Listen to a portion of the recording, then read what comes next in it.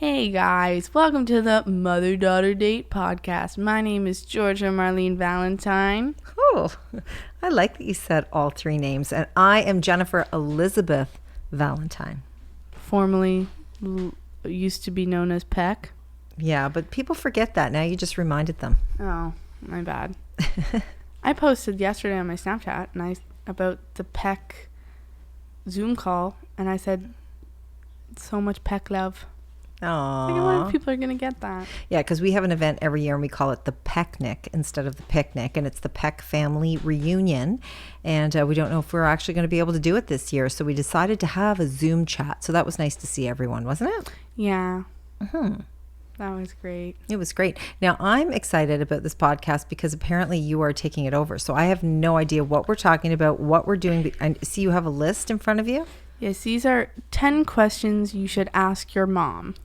Ooh. Should I be worried? I guess we'll find out. Oh, no. Will I want to answer all of them? You have to. Okay. You are under oath. I'm ready. Okay, let me get a sip of water and we're going to skedaddle in. Ooh. Thank you, mystery hand. Let's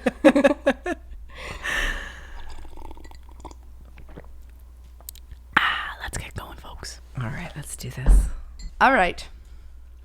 Number 1. When I was little, what did you think I was going to be when I grew up? I thought you were going to be a comedian. Really? Really? Because you were a funny girl. You're still a funny girl. You were funny from the get-go. You always said things that shocked us. Sometimes they were dirty, and we were always a little surprised considering your age. But you had this amazing sense of comedic timing, and you always just kind of blew us away, and you always made us laugh. Wow, I really like this. That's another one. And I always actually tried to hold you back. So I would say, you can't say that, or girls don't do that. And you, I hate that. You have never liked when I said that. Oma said that too once to me. She was like, cross your legs. Ladies don't do that. And I looked and I freaked out. I was like, are you kidding me?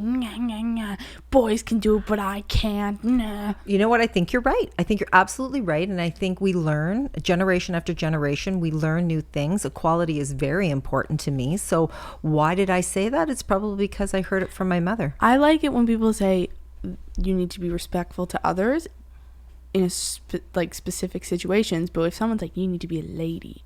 You mean respectful to others as a human being, not as a woman or as a man? Yes, because the fact that a man can talk in a higher volume than a woman, that I'm talking too loud to be a lady. Ugh. So I apologize for trying to hold you back from just being Georgia. And then At some point, I think I just let you be who you were, who you are. I just let you shine and just do whatever you want. And I'm not going to say that ever again. There you go. I like when you burped, and when you burped the alphabet. That's when I would say something like that. Oh, yeah. Yeah. I did that a lot.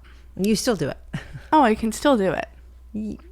I won't do it. But well, everybody's expecting you to do it. That's fine. Okay.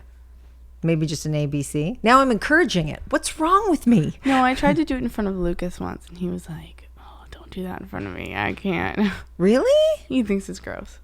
Oh, okay. But not just me, people in general. People in general. Everyone. Women and men. All right. And others. What's the next one? Number 2. What is the funniest thing I've ever said or did as a kid? Oh, the funniest thing you ever did.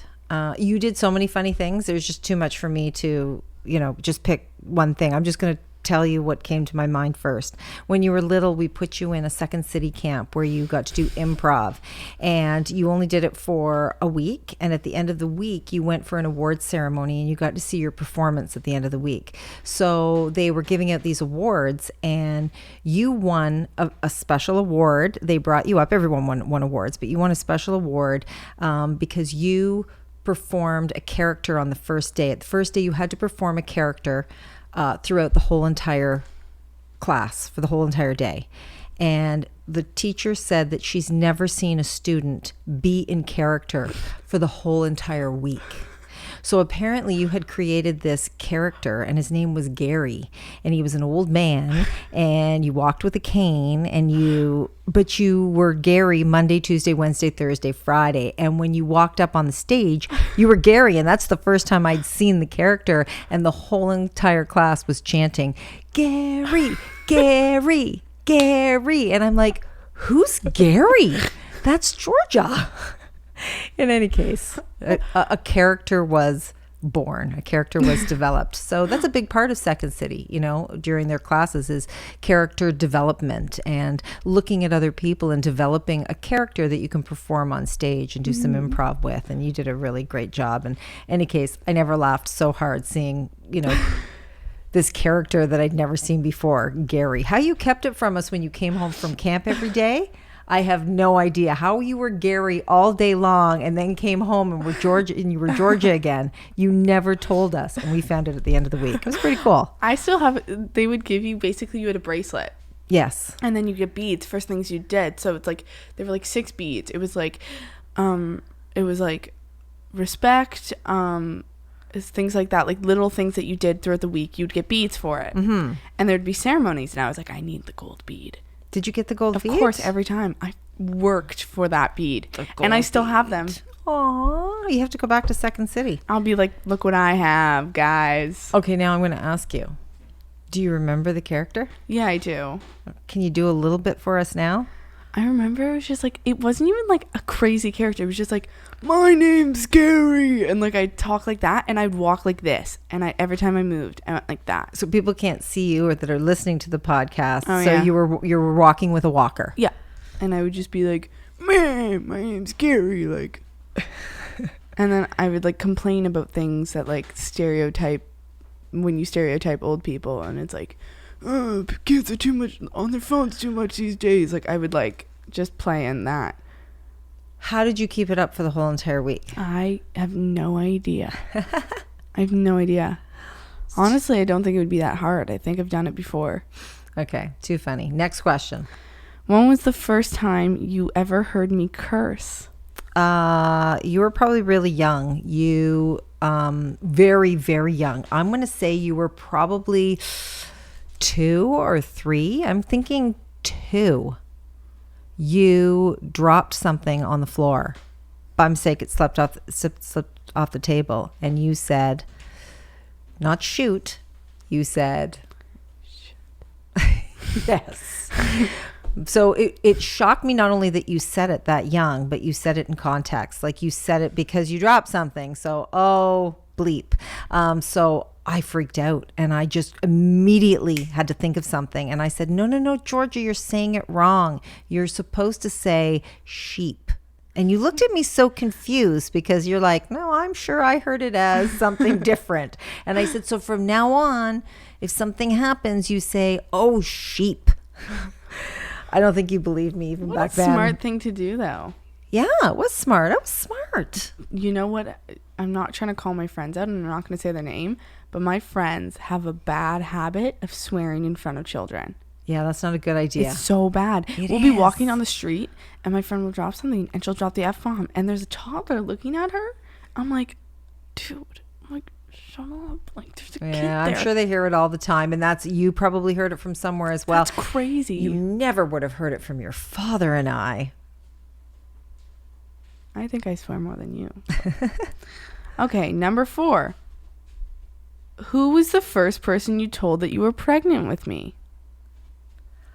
You mean besides immediate family? Like, besides my father. Well, I told Aunt Sandra. First.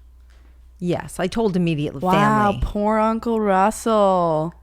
So I told, and I don't want any of my other girlfriends to get upset, but I was in the early stages of the pregnancy, and I went to an indoor amusement park with my girlfriend Leanne, and Leanne wanted me to go on a roller coaster, and I said, oh no, I just don't feel like it. And she was so confused. She goes, what do you mean? You love roller coasters. Let's go on the roller coaster.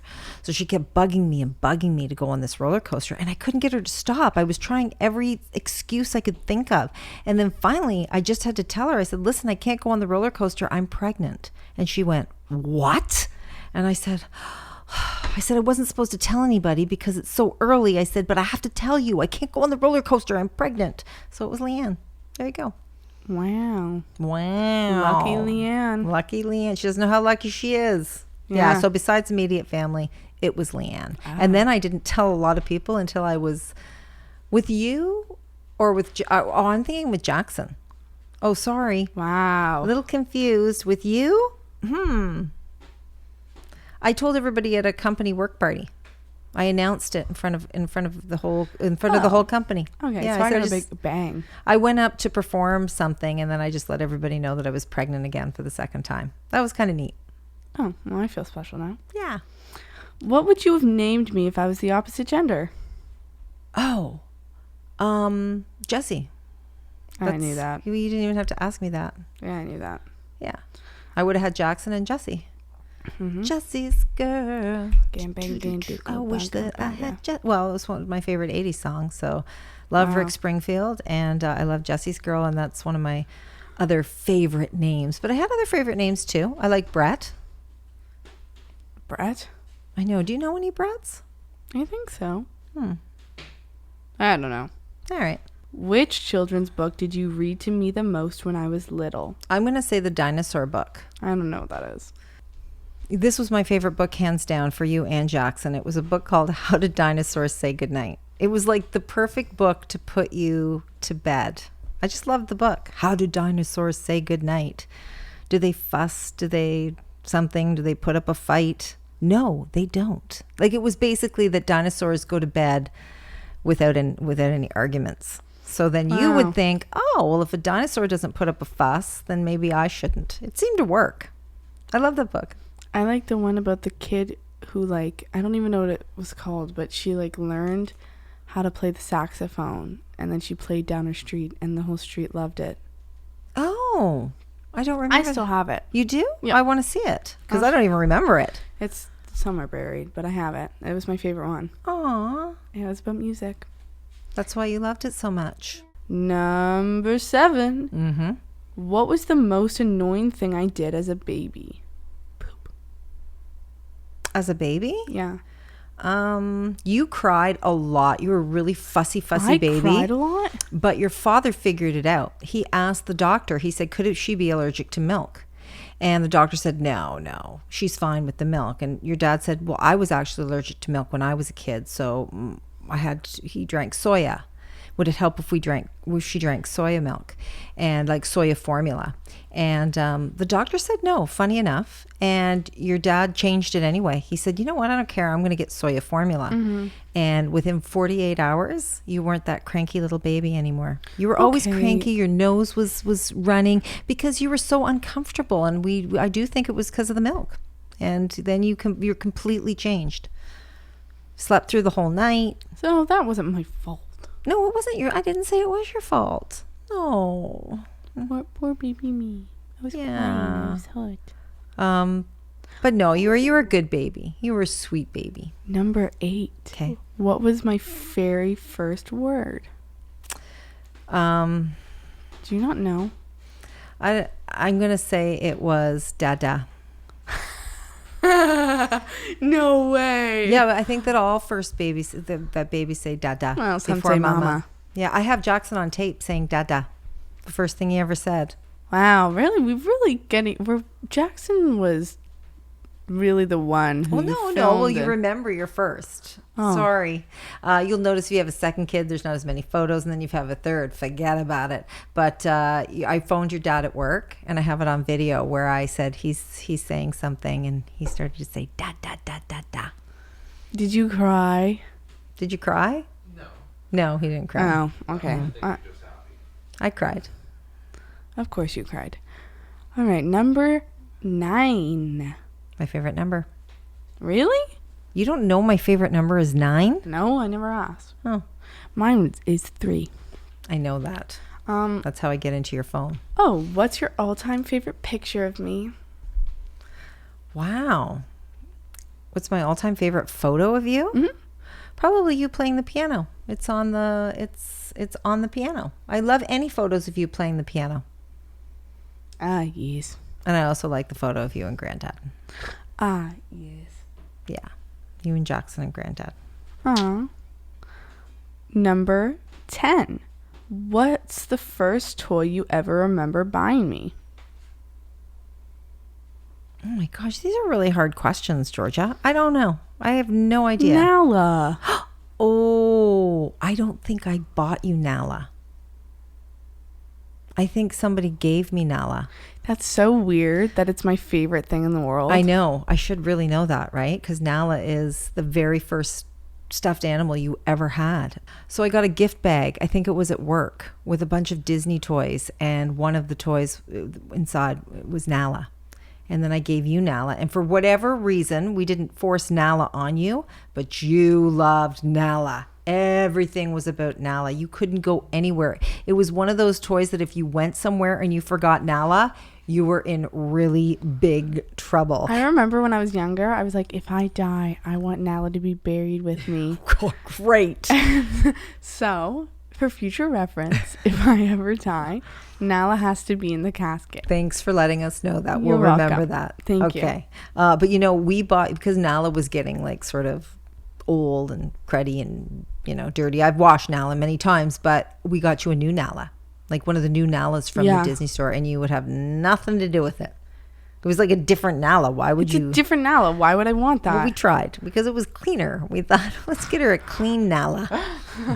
I think many parents can relate to that story, though, with having either a blanket, because a lot of kids have blankies, or a toy. And Jackson had Pooh Bear Poo Bear. and Kovacs, the monkey. Yeah, I remember them. And I made Jackson Kovacs from Build-A-Bear. Yeah, I knew that. Yeah. Bonus. What was my most exciting milestone?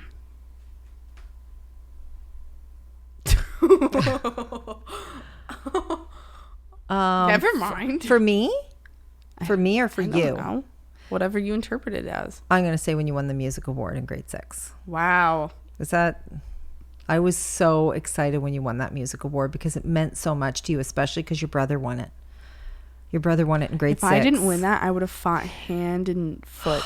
I remember sitting in the audience just praying that you would get it because you worked so hard at getting that music award. Yeah, but I did that in middle school and in high school too. Yeah, you didn't get it in middle school and high school. I know you did. That was so unfair though. I felt really bad for you because of how hard you worked for it. Jackson did get the music award in middle school. Did he even try for it in high school? You know what it was? You know what it was for middle school? It was who had the best guitar mark. Yeah. And I didn't play guitar the best, but I did piano. Glee. I ran Glee. I did both grade 7 and 8 guitar class. I did band. Like I worked so hard in music. It was like I would skip class to do music. I know. I felt bad for you, and then in high school I did the same thing. I really kind of felt bad for you in high school too. Because during that award ceremony, like you didn't even want to talk about it. We're talking about it now, but I couldn't talk about it after. Yeah. For a really long time. You did not, but I always tell you, and I truly, truly, truly believe this with all my heart and soul, awards mean nothing. Mm-hmm. So I just said your biggest milestone was when you won an award. I know how hard you worked for it, but the best person doesn't necessarily win the award. Yeah. It is all subjective. It's what's inside your heart. I don't think I've ever won any awards in my career. I really, so when I look back, and I really truly believe that it doesn't matter. You don't have, an award's not going to say that you're successful. Awards mean absolutely nothing. It's saying that you're better than somebody else. And I don't know. I really don't care. Even though I think that was your biggest milestone. I was happy for you at that point when you won that music award because I saw how hard you worked for it. Yeah. So I that's worked hard for all of them. But I tried to tell you that after graduating at your ceremony, and they asked you to sing the national anthem, which I thought was huge, and I was so proud of you. I thought it was huge, but we all know why I got asked. You think you got asked because you weren't getting any of the awards? Yeah. But I think I did so much in that school that it was like a big slap in the face. I know. Now we're delving into all this. But it doesn't matter. The awards don't matter. Nobody's going to remember those awards. Nobody is going to remember those awards. But they do remember me singing the national anthem. They will always remember singing the national anthem. Yeah. So, yeah. That was fun. So don't even worry about awards. So if we don't get an award for this podcast, Georgia, it really doesn't matter. No, and I've been, it's happened before. It's happened before. Yeah. Cool. That was all I have. That's your number one? That's it. Okay, one quick award story. When I went to college, they had something called the Donnie Awards. It was the director of the program who gave out awards to, the students on how well they did directing, producing, best on air, all these different awards. But you didn't find out the nominees until that day. So you didn't even know if you were nominated. So when I was sitting in the audience, I remember my girlfriend elbowing me, Cindy, and she was saying, "Oh, Jennifer, you're totally going to win for best on camera." And the people in front of me, they had turned around. The people were tapping me on the shoulder. "Oh, here comes the award. Here comes the award. Jennifer's going to win for best on camera." And when they announced the nominees, I wasn't even nominated. And I was so embarrassed and I felt like crying. And somebody else won for best on camera, and that's fine. You know what I mean? It's not to say, I really do feel that being nominated is an honor because everybody is deserving of that award. Yeah. So the nomination, I think, was the most important to me, and I wasn't even nominated. And I always wondered why. In any case, I graduated. I went on to working at Much Music, and then I worked at City TV, and I had a career on air, a successful career, and I got a phone call from the director of the school asking me to come back and give the Best on Camera award.